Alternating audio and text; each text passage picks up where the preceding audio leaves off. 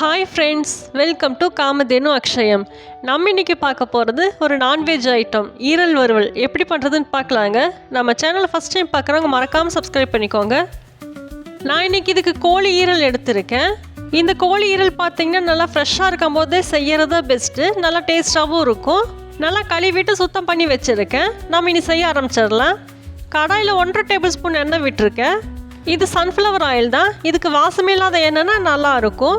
எண்ணெய் நல்லா காய்ச்சதுக்கப்புறமா 1/4 டீஸ்பூன் சோம்பு சேர்த்துக்கலாம். சோம்பு நல்லா பொரியட்டும். நம்ம இதுக்கு தாளிக்கிறதுக்கு தேவையான பொருட்கள் பார்த்துடலாம். மீடியம் சைஸ் பெரிய வெங்காயம் ஒன்று சின்ன சின்னதாக கட் பண்ணி வச்சுருக்கேன். 2-3 வரமிளகா கிள்ளி வச்சுருக்கேன். அவ்வளோதான். இதை நல்லா வதக்கி விட்டுறலாம்.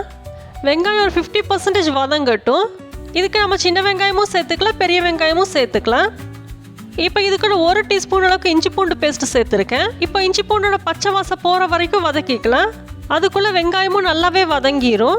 நல்லா வதக்கியாச்சு. இப்போ நம்ம ஈரலை சேர்த்துக்கலாம். தண்ணியெல்லாம் நல்லா வடிச்சிட்டு சேர்த்துக்கலாம்.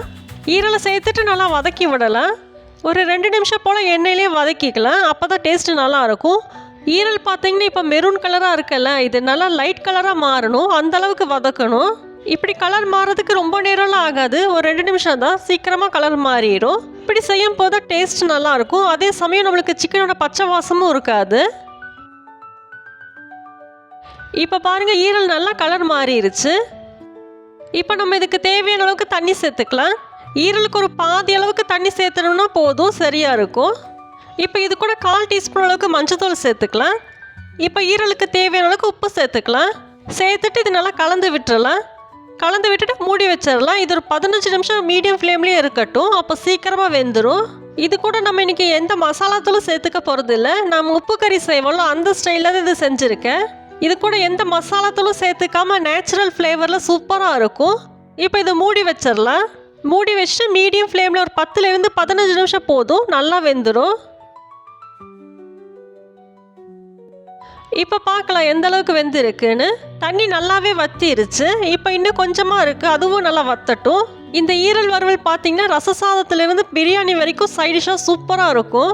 செய்யறதும் ஈஸி, டேஸ்ட்டும் சூப்பராக இருக்கும். நம்ம எப்போவுமே ஈரல் வறுவல் மசாலா தூளெல்லாம் சேர்த்து தான் செய்வோம். இது மாதிரி பிளெயினாக செஞ்சு பாருங்கள், டேஸ்ட்டு சூப்பராக இருக்கும். இப்போ தண்ணி நல்லாவே வத்திருச்சு, போதும். ஸ்டவ் ஆஃப் பண்ணிடலாம். நம்ம கோழி ஈரல் வறுவல் சிம்பிளாக சூப்பராக ரெடி ஆயிடுச்சு. நீங்களும் இதே மாதிரி செஞ்சு சாப்பிட்டு பாருங்கள். வீடியோ பிடிச்சிருந்தா லைக் பண்ணுங்கள். காமதேனு அக்ஷயத்துக்கு சப்ஸ்கிரைப் பண்ணுங்கள். தேங்க்ஸ் ஃபார் வாட்சிங்.